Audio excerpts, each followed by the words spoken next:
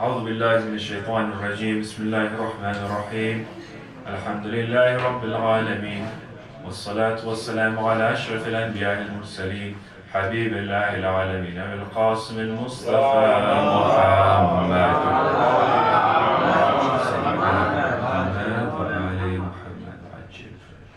وعلى أهل بيته الطيبين الطاهرين المعصومين.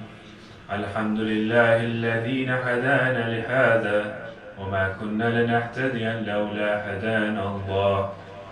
الحمد لله الذي جعلنا من المتمسكين بولايته سيدنا أمير المؤمنين علي بن أبي طالب صلوات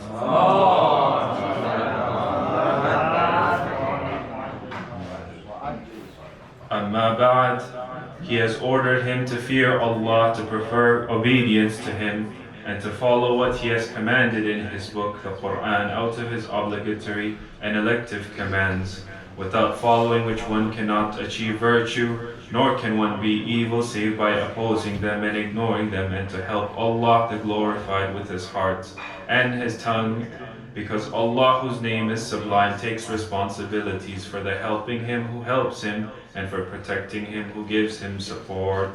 Salawat.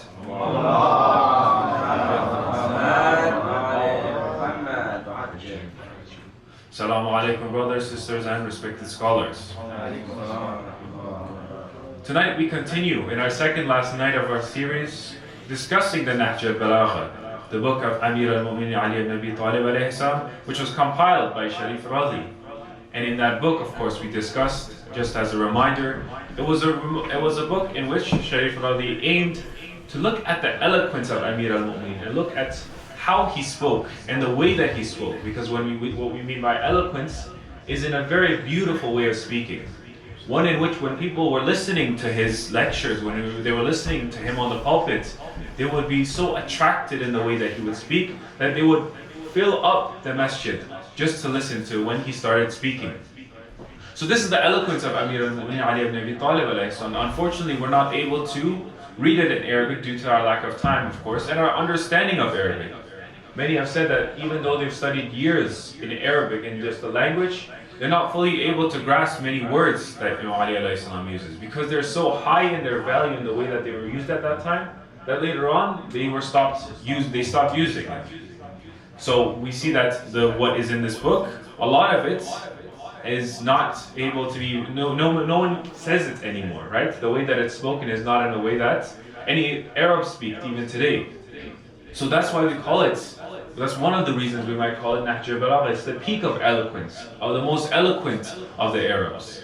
And we discussed how it is so critically acclaimed by those people who have read it, that the way that it's read, it's even those who have studied linguistics, Arabic linguistics, they view how beautiful it is. So unfortunately we're not able to grasp that, and that is quite unfortunate, because as we said, it's so beautiful.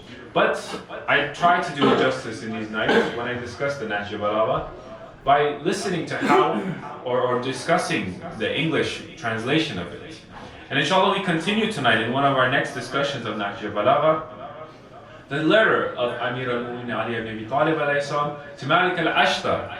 This letter is a very famous letter, and it is known to be one of the most famous letters in regards to human rights and how a ruler should rule. Actually, this letter itself, it was read by the Secretary General at the United Nations because of how it discusses how a ruler should rule in such eloquent form.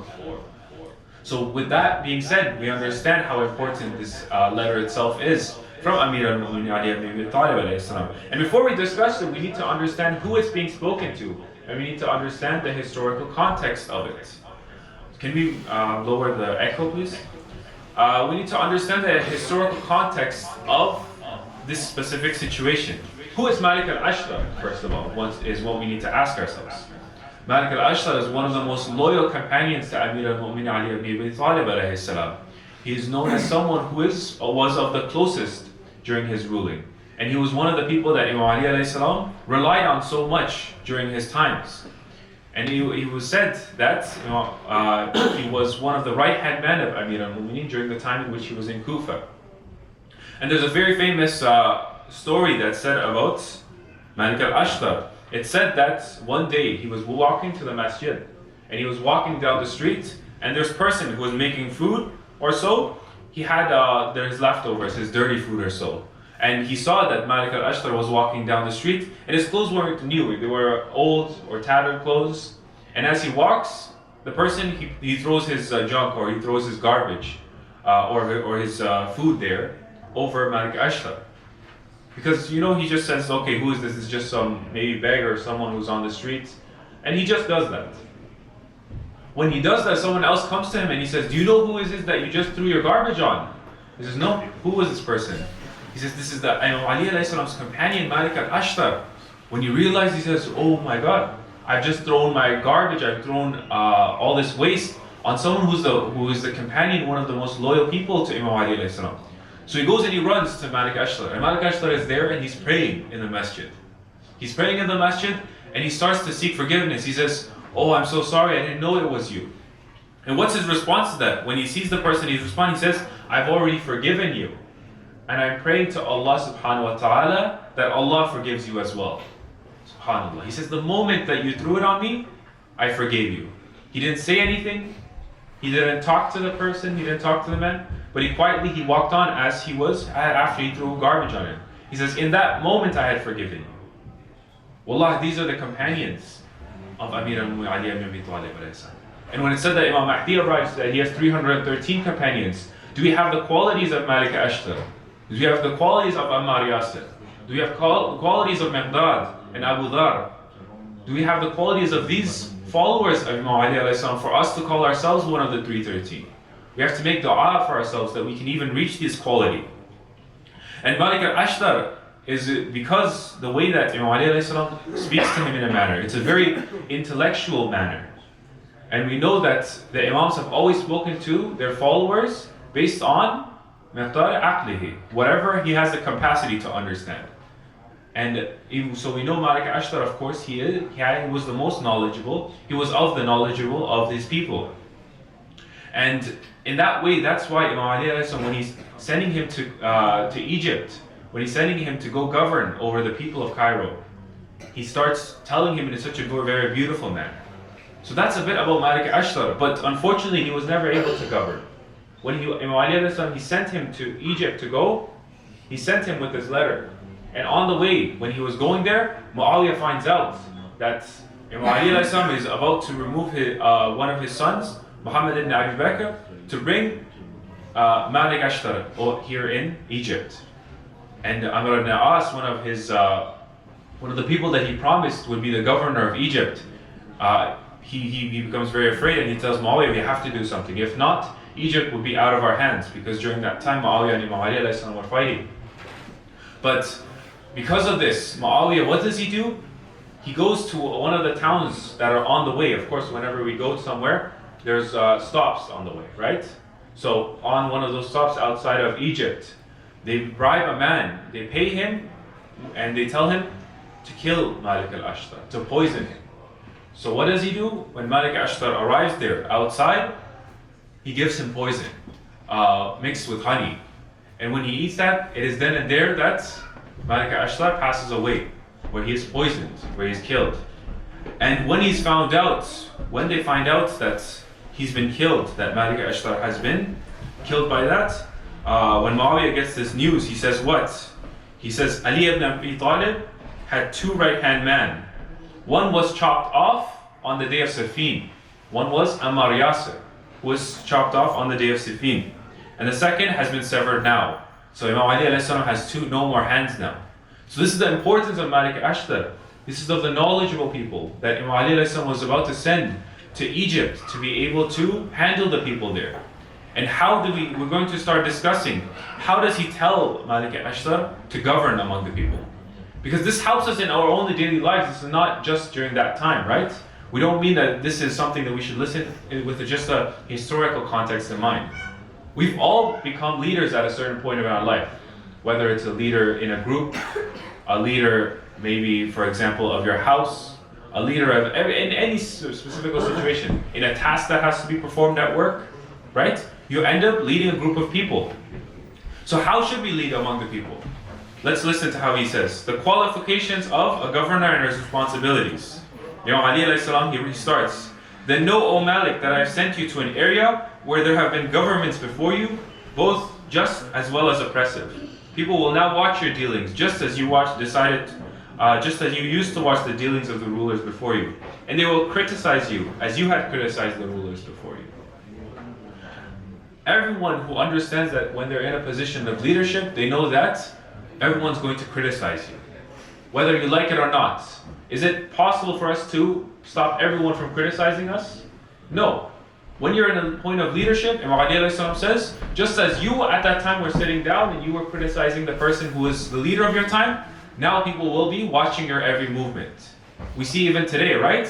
We see when the president or the prime minister, whatever they do, if they, for example, decided to eat something more, or if they decided to act a certain way or walk a certain way. We know that with President Trump at that time, right? Whenever he did one single thing, the news was simple and they were catching on to it. And they had headlines the next day over what he was doing. So it was like in that manner, that every single moment is being criticized. He says, everyone's eyes are on you at this moment. And they're going to criticize you, just as you were about to criticize before. So you are open to criticism as a ruler. Surely the virtuous are known by the reputation that Allah circulates for them through the tongues of His creatures, for His creatures. Therefore the best collection with you should be the collection of your good deeds. So control your passions and check your heart from doing what is not lawful for you. Because checking the heart means detaining it just halfway between what it likes and what it dislikes. So watch yourself now. Now that the people are watching over you and they're quick to criticize you, watch as you now are the ruler. So we should all pay attention to what we do. Habituate your heart to mercy for your subjects, and to affection and to kindness with them. Do not stand over them like greedy beasts who feel it is enough to devour them. So Imam Ali alayhi salam, he says a very important point that I want to note here. He says, have mercy with them, have affection, have kindness to them. One thing that is so special about the Ahlul Bayt alayhim salam, which attracted people to them, is that even if they were open to criticism or so, they always acted with kindness around people, right? Whenever they walked, they never walked a certain way. It was said that when Rasulullah sallallahu alaihi wasallam was sitting with a group of people, someone would come in and they would say, which one of you is the Prophet, the Holy Prophet? He wouldn't even know who it was, because the Rasulullah sallallahu alaihi wasallam was just, in the way that he was sitting, in his manners, in his clothing, he was the same as everyone else. He did not see himself as, for example, of a higher position, because he was the Prophet, that he was different from anyone else. He says, treat them all with kindness. Don't feel like you are above them. Don't feel like you want to treat them in a different manner based on who they are. But treat everyone with kindness when you're in power. And that's what causes people to fall in love with you and fall in love with your character. And this is the famous part, which every one of you already knows. It's already been discussed so many times. Since there are two kinds of people. Either your brother in religion, or your equal in humanity. A person is either your brother in religion, or your equal in humanity. Even if they're not Muslim, are they not your equals? So treat with them with your respect. Treat with them not so differently. Because of course, we're all insan. So he's either your brother in religion, or one like you in creation. They will commit slips and they'll encounter mistakes. They may act wrongly, willfully, or by neglect. So extend to them your forgiveness and your pardon, in the same ways as you would like Allah to extend His forgiveness and pardon to you. Because you are over them and your responsible commander is over you, while Allah is over him who has appointed you. And Allah has sought you to manage their affairs and has tried you through them. This is, of course, the golden rule. Right? Who here has heard of the golden rule? I'm sure those who are students, right? Treat others how you would like to be treated. Right? That's a really famous, everyone has heard about it. But Imam Ali alayhi salam, he says, what? Well, let's add on to it. Let's add how we want to see it. So extend forgiveness and pardon in the way that you would like Allah to extend His forgiveness and pardon to you. How do we want Allah subhanahu wa ta'ala to treat us? To treat Him in forgiving us. We want to forgive those people who might make mistakes in the same manner. That's the rahmah that you as a ruler should be treated. Everyone is a human. Everyone is prone to make mistakes. So how are you? Are you going to, be a ruler who, as soon as someone makes a small mistake, for example, either in a project, when you're in a group, when you're leading a team, let's say they make a minor error, are you going to rule with an iron fist? Are you going to punish them or so? Are you going to get angry? Or do you want, for example, like Allah to forgive you? Allah to, for example, understand you and your situation. To have that level of rahmah and mercy on those people who are under you. Because know that Allah is over you, just as you are over those people.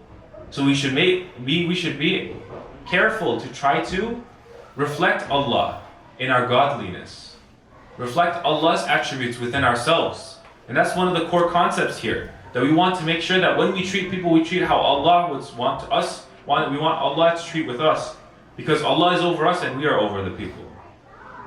And then he continues in another part of the sermon. We're going to, of course, skip a few parts as we want to compare, we want to discuss what Imam Ali says. He says, in ruling over the people as a whole, the way most coveted by you should be that which is the most equitable for the right, the most universal by the way of justice, and the most comprehensible with regards to the agreement among those under you. Because the disagreement among the common people sweeps away the arguments of the chiefs, can be disregarded, when compared with the agreements of the common people.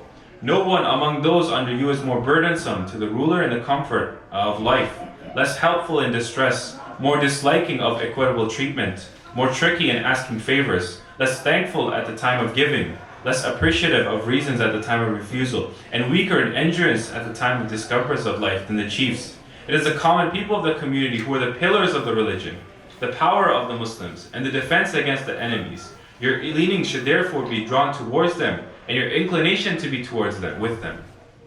It's not the people who are, for example, at the highest position who you have to be treating, right? Because it's not them who has the power. The power, he says, is in the hands of the people. It's in the hands of the laymen, those people who you want to make sure that you treat properly. They're the pillars of your society. So how is it that you're treating them ends up being the result of your government? How you treat those who are among the regular people. And then he says something about the counselors. There's a lot that he discusses, but I wanted to just point one point here. He says, then the most preferable among the counsels for you should be those who openly speak better truth before you, those who support you least in those of your actions, which Allah does not approve in His friends, even though they may be according to your wishes. Everyone here today, for example, has heard of a term, a yes man, right? Someone who, for example, is in a group of friends that as soon as, because you're in a high position, right? Either you have money or you have whatever. When you do something, they say, oh my God, you're doing a great job. Oh, that's so great. In every single moment, they try to praise you. They praise you and they say, okay, wow. These are the types of ministers that he says, or counselors that you have to watch out for. Those friends among you who don't find your faults at all. They're in a manner in which every single thing you do, oh wow, you've done a great job. Oh wow, that was amazing. In a way that even in every single moment, you feel like you're doing the right thing. These are the people who would lead you astray. He says, be aware about them. Rather, who should you choose? Those who speak better truths before you, who support you least in those actions which Allah does not approve. So either you yourself have to have those friends around you, who if you do a wrong, who they will speak that truth, they will speak haqq, even if it's against you, even if it's not the best time to do so or so, right? This is the kind of friends that he says. These are the kind of counselors that we should have as rulers. That's when, you, for example, you are going to do wrong. Something that, for example, is wrong, these people are there to respond to it. They will speak of truths and know that when Allah does not approve of it, they will tell you. Even if it's against your wishes, even if it's against something that you want. He says, this is the ones you want to associate yourselves with. Associate yourselves with God-fearing and truthful people. Then educate them so that they should not praise you or please you by reason of an action you did not perform. Because of excessive praise produces pride, and it drives you towards haughtiness. It drives you towards a high position of being proud of yourself. Right? We discussed vanity, being so proud of yourself. We discussed that in one of our previous nights. So this turns back to that discussion. And that's what he says about the discussion of our advisors, salawat.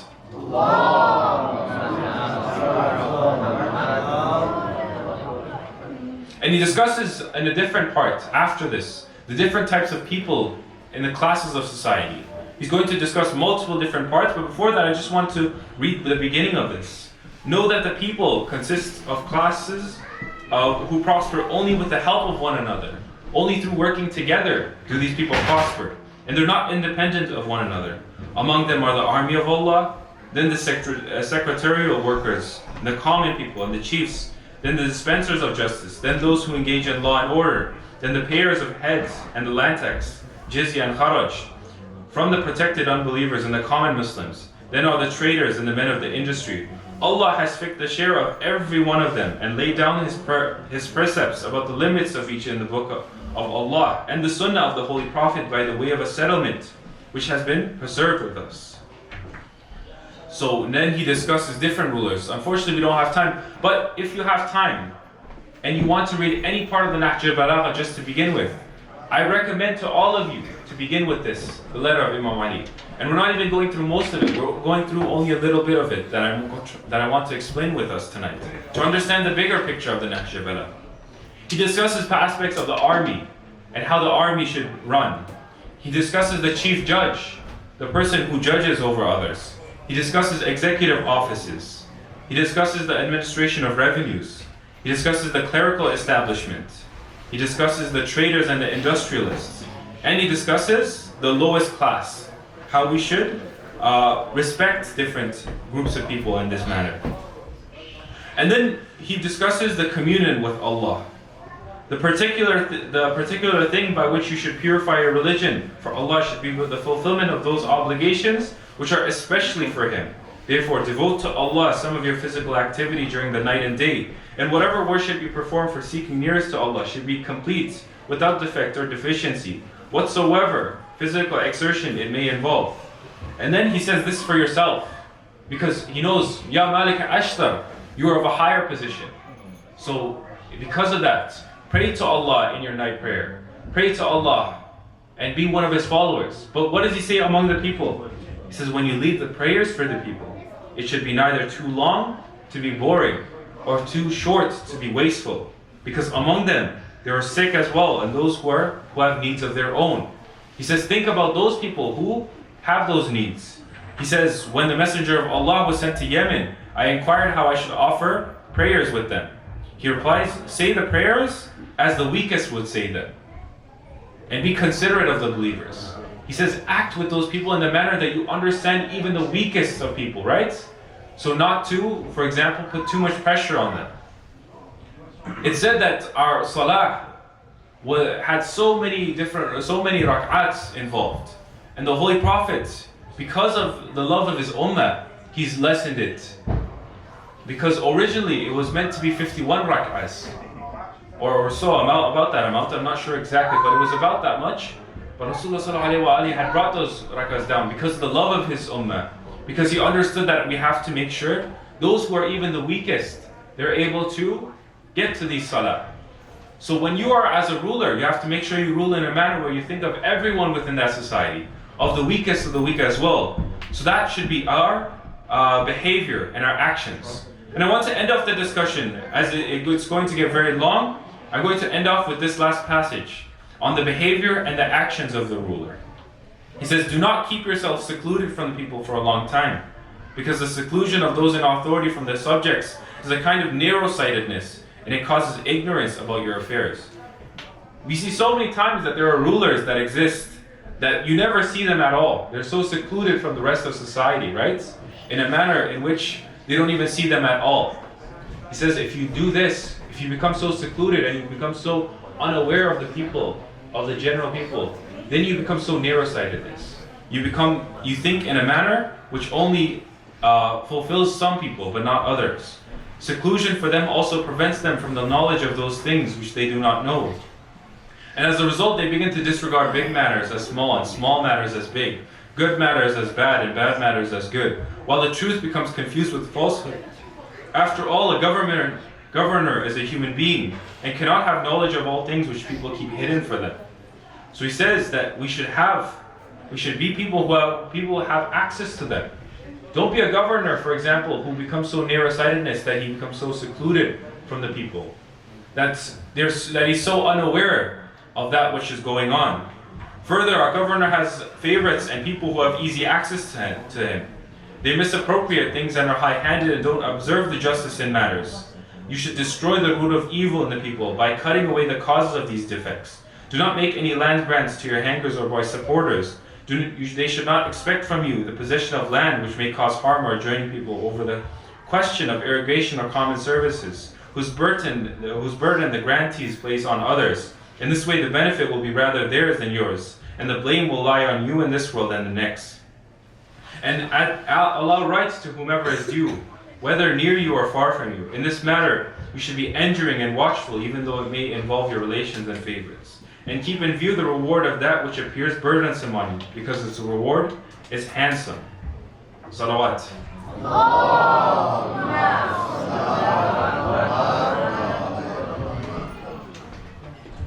And this is the discussion which Imam Ali alayhi salam, which unfortunately we'll have to end off tonight due to our lack of time.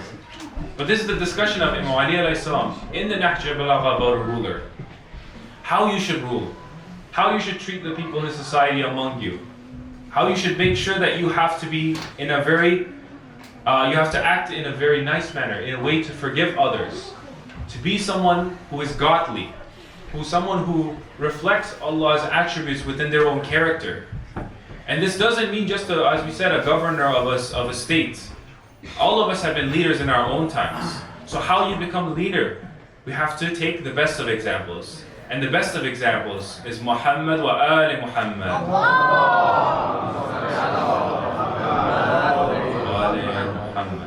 So inshallah we'll continue tomorrow in our final night of our discussions of the Nahj al-Balagha, that I'm going to be here. And we'll discuss our final discussions and we'll round off. So join me tomorrow as well as we finish our keys to success from the book of Imam Ali, the Nahj al-Balagha. Inshallah. Wassalamu alaikum wa rahmatullahi wa barakatuh.